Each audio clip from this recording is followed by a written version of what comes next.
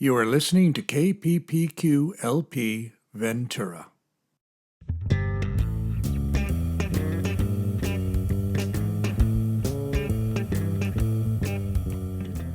Welcome to Creators Corner. I'm your host, Bob Telford. Creators Corner is a show that focuses on the arts, music, and theater and the people who make it. Ventura County is chock full of artists, and we hope to share their thoughts and journeys with you. So let's get started.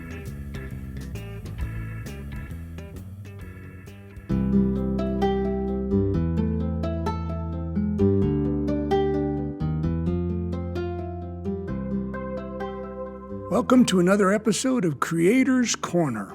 Our guest today is an amazing young lady, and I'm delighted to have her as a guest. She's an artist that excels in many areas. She paints, works with ceramics, makes incredible magazine collages, and it doesn't stop there. She is a makeup artist, photography enthusiast, and nature lover. And she also plays the banjo clawhammer style. She's continuing her education and working at a job. There is so much to learn about her endeavors, so let's get started, shall we? Please welcome to Creators Corner, Audrey Abbe. Welcome, Audrey. Thank you for having me. Oh, it's a pleasure, and I have seen your work. I've witnessed it firsthand, and as you know, I truly love your all of the different types of art that you practice, so I can't wait to delve into this. So I'll tell you what, let's start at the very beginning, shall we? And that is, where were you brought up? Where were you born? Where were you raised?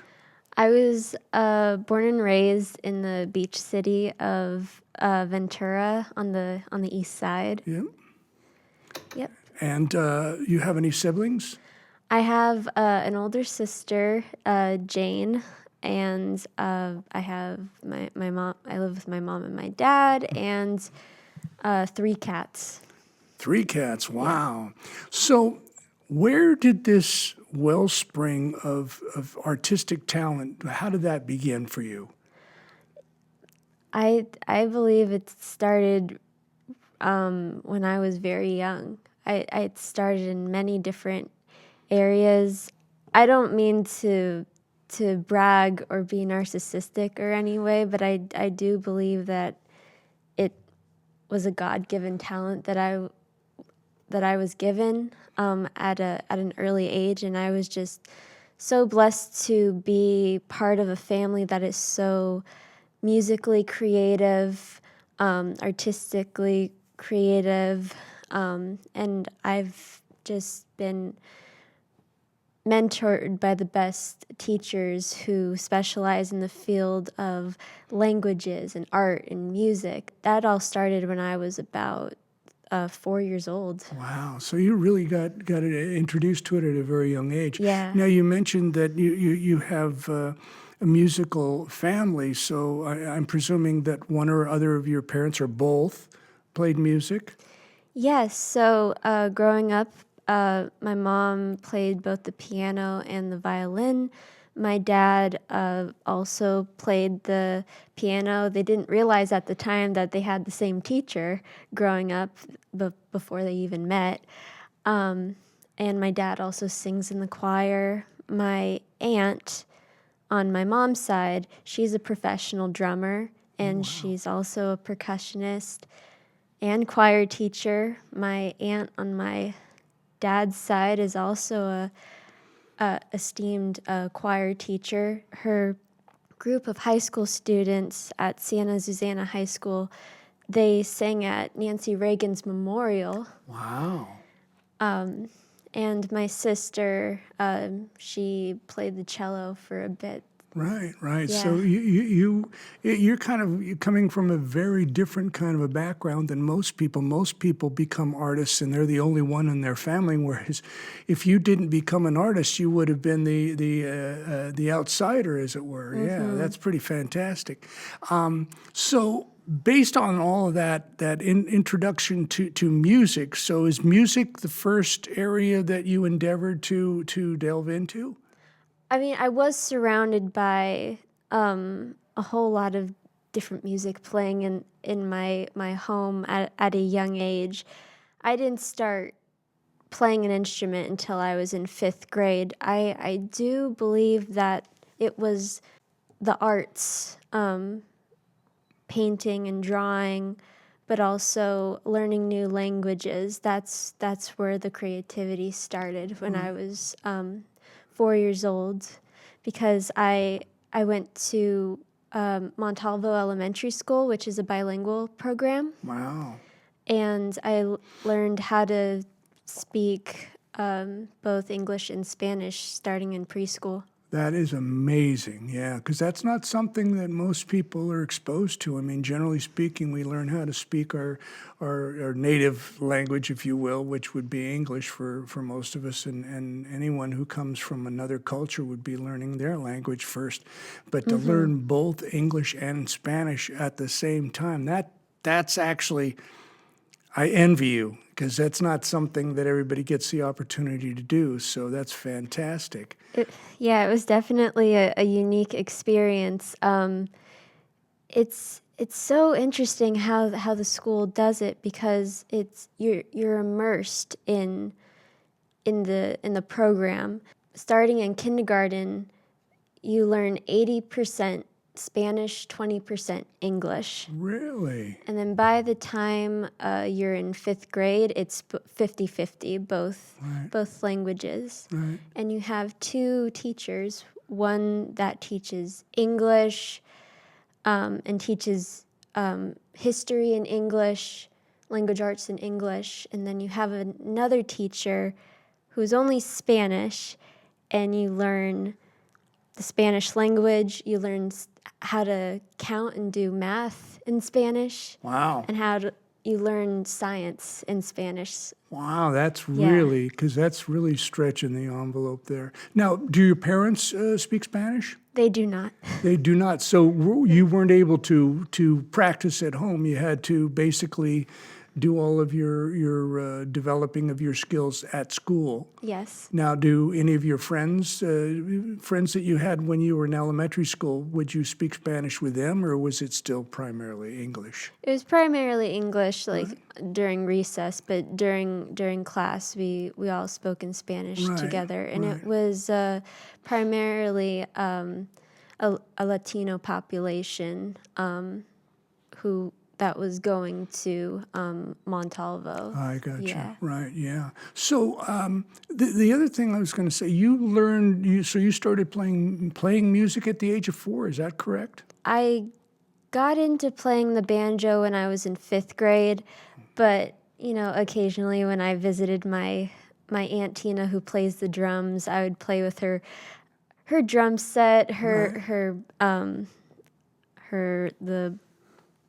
the bongos, the djembe, the different percussion instruments that she had at her house. Wow. So I have to ask this question because it is remarkable that you do play the banjo, because it's certainly not an instrument that most young people would pick up. There's other instruments that are far more attractive. And so what drew you to the banjo?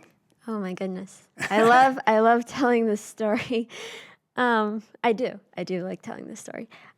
So like I said, I grew up with a musical family, and my sister was playing the cello at the time, so I wanted to play an instrument, but I didn't know what instrument I wanted to play. I was fascinated by Weird Al Yankovic at the time, so I thought, sure. maybe the accordion. Right. And I kept throwing out ideas to my parents, like maybe the accordion or the guitar or the tambourine, or the banjo. Right. And my mom, she has her own perspective of the story. She heard that I mentioned the banjo, and she bought me one. And I was shocked. I was like, oh, I was just throwing it out there. I didn't know you were going to get me one. Right. And it was a Deering, a good time banjo. I still play with that banjo till this day. Yeah. That's how it all started. Wow. A happy accident. Wow, that is. It's because, like I say, it's a very unusual choice. and the fact that you gravitated to it, it's a sign. Sometimes we don't necessarily decide what direction we want to go. That direction presents itself, and it sounds like that's basically what happened here. Is all of the circumstances, you threw that out there, and your mom goes, you know what? I'm going to go with that and see if it works. And suddenly there you have one in front of you, and now you learn. You play the claw hammer style. So for those of us that are not familiar with that term, what exactly, and I know it's a visual thing, so if you can explain it in terms of, is it a fingering action on the strings, that you're plucking the strings in a certain way? Is that what claw hammer refers to? So claw hammer dates back all the way to the 1800s, Yes. Civil War times, even before that, I believe. And so how you play claw hammer, it's actually in the name. You hold your right hand, your strumming hand, like a claw, like you're holding a credit card. Wow. So your fingers are bent, and so you hit the note, you hit the string using your nail, not plucking, but brushing away from you. Oh, really? So that you can do that with your index finger or middle finger, and you pluck the string away from you using your nail, and then you brush the strings with the claw of your Right. fingers, and then with your thumb you pluck up, using the meat of your thumb, Right. on the fifth string. So it has this very percussion sound to it, very, very rhythmic sound to it, other than finger picking, which is you're just playing with all your three fingers plucking up, and there isn't much rhythm to it. I understand that you won at some point. You entered into a competition, and you won it. And I believe it's the Goleta Fiddle Festival. Is that correct? Yes. And that must have been exciting. Oh, yeah. I actually started entering in that competition, I believe, 3 years into playing my banjo. So at that time, I would have been 13.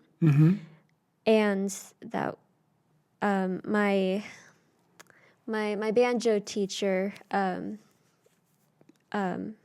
encouraged me to enter in that competition, but I was just so scared.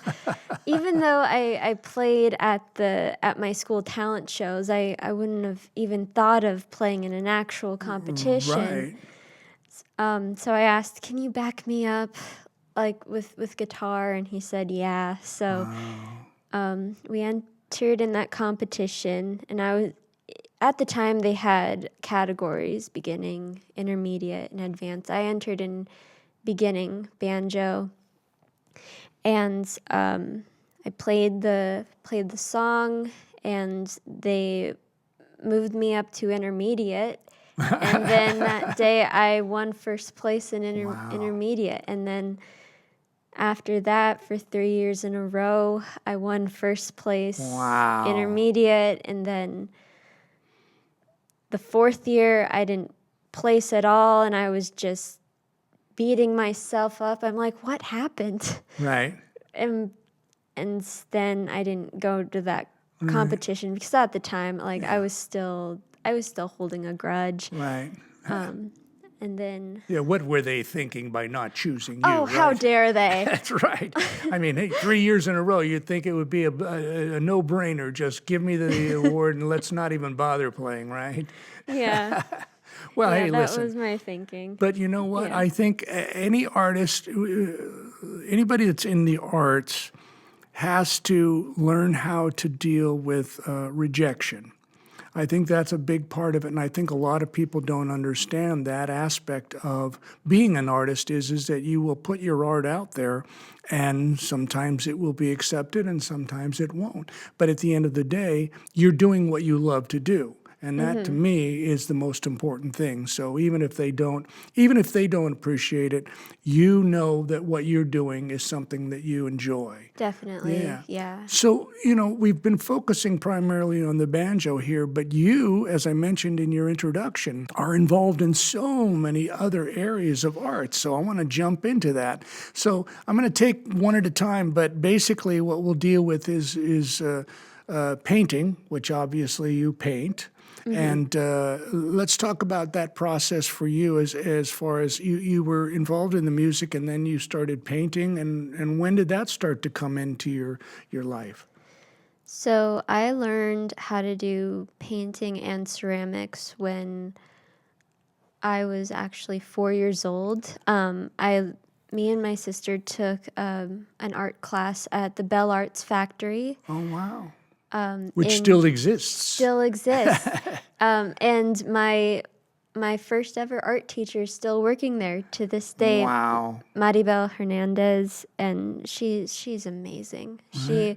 She teaches a kids program. She hosts the First Fridays there, and she taught me and my sister how to paint. And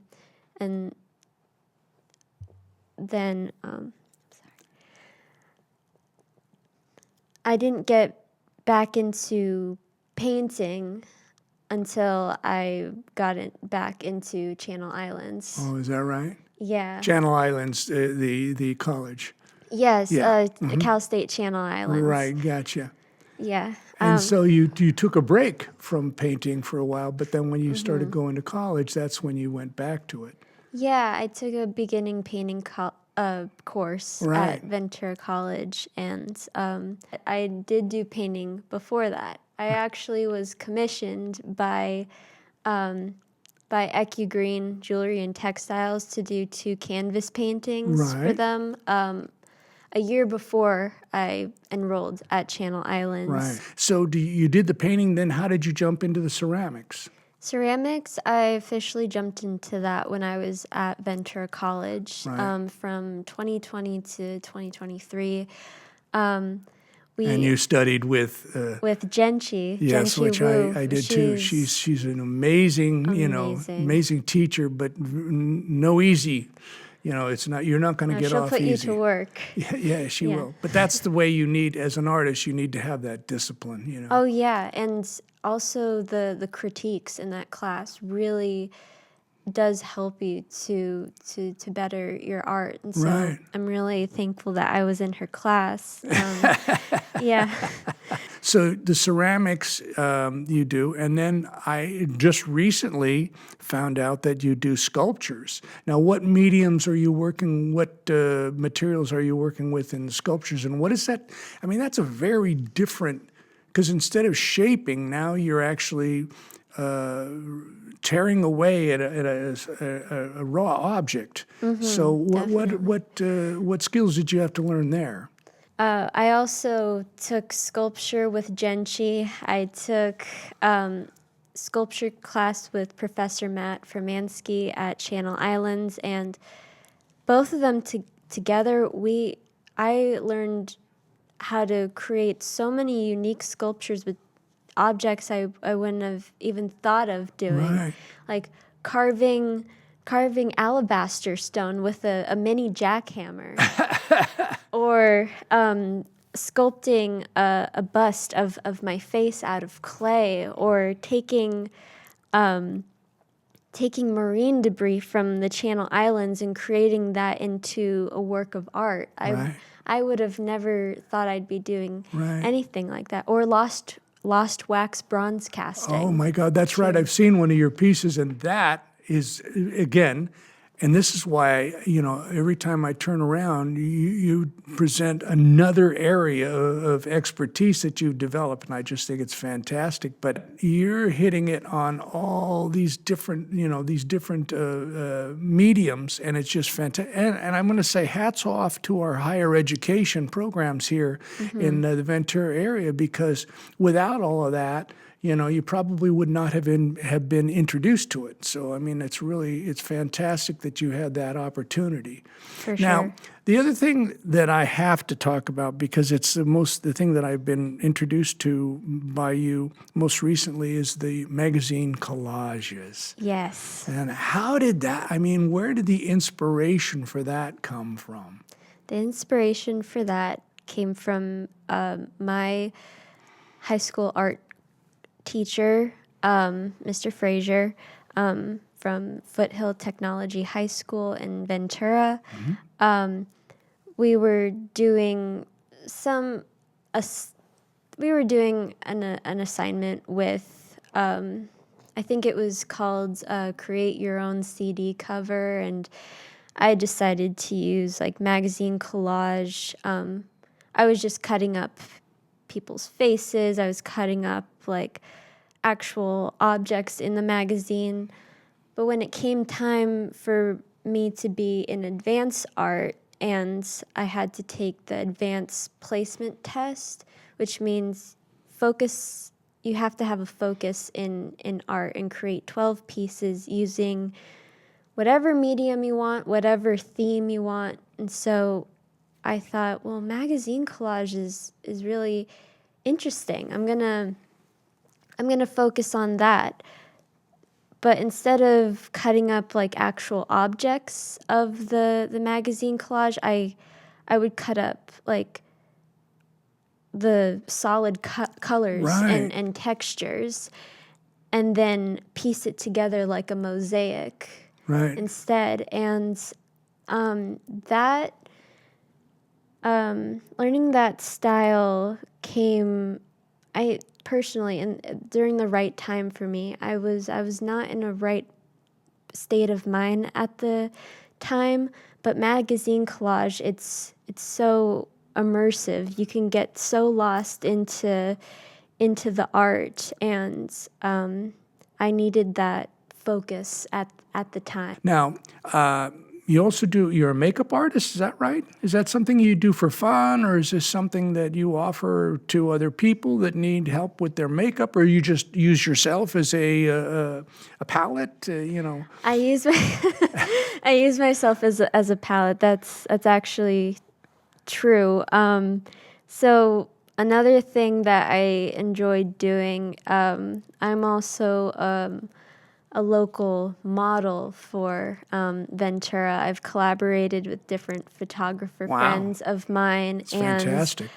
Yeah, And you have fun doing it? I do have fun doing it. Oh my Yeah. gosh, there was one time, I have to talk about this. So I was in my photography class, and the assignment was, what do you want to convey in this picture about yourself using one word? And I decided to use creativity as my word. And I thought, how am I going to do this? So I just thought of, what if I painted on a canvas my self-portrait as me in a Picasso style painting, Right. to recreate that Picasso face on the canvas onto my face. Wow. And in the I think portrait, there is a pic. I think that painting is here in the Eck Green showroom. yes, it is. Yes. Oh yeah. Oh yeah. So- I have definitely seen that. That is fantastic. So that was a lot of fun. It took about 3 hours, That's amazing. but I just had a whole lot of fun, like Wow. experimenting. Wow. So we only have a little bit of time left here, and I do want to hear some of your music. So we'll have you play. But before we do that, is there any advice that you would share with any young artists that are thinking about going into this area? Is there something that you've learned through your journey that you would like to share with them that might make it helpful in their process?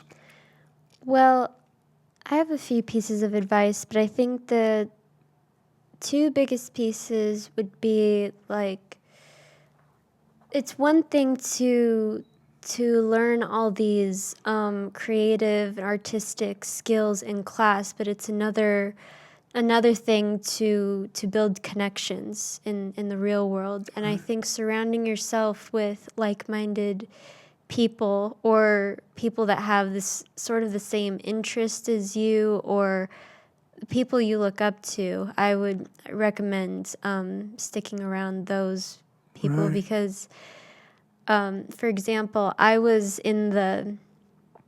taking ceramics at the time, but there was a need to paint a mural near the Granada Theater, and I didn't know anything about mural painting, but all the people that were volunteering either probably didn't do much mural painting either. Some were illustrators, some were photographers, and I guess surrounding yourself with people who can give you advice and lift you up, and building those connections Right. is crucial for getting attention in the Gotcha. art world. Yeah. Especially in a place as small as Ventura. Right. Yeah.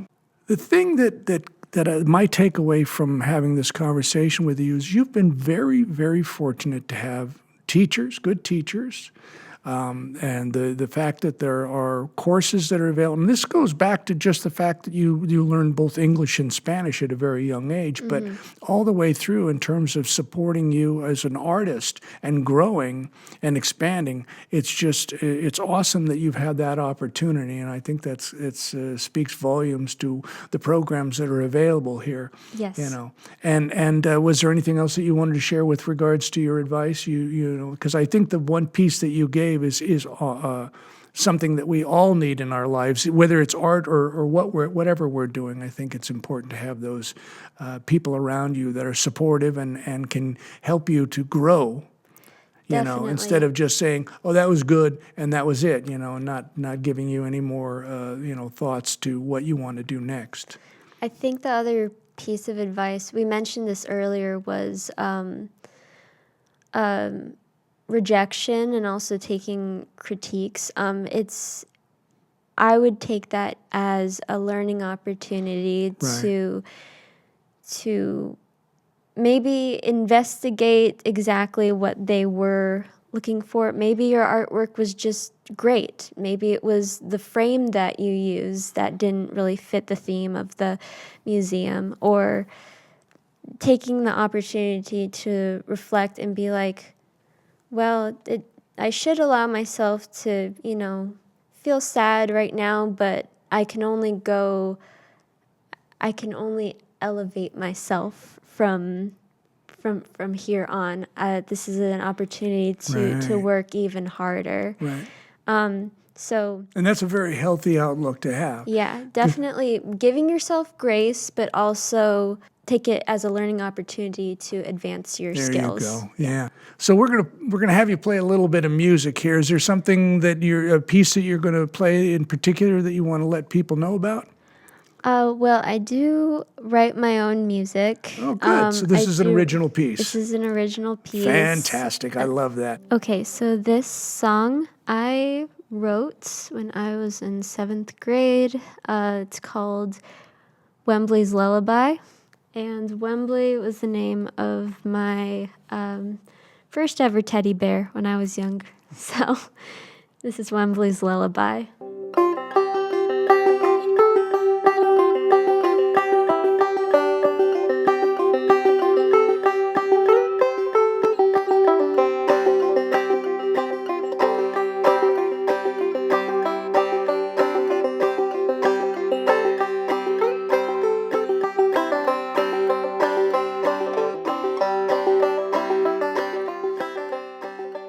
Are there places where people can go to find out more about you and follow your journey as an artist? Absolutely. You can follow me on Instagram at SoCal_banjogal.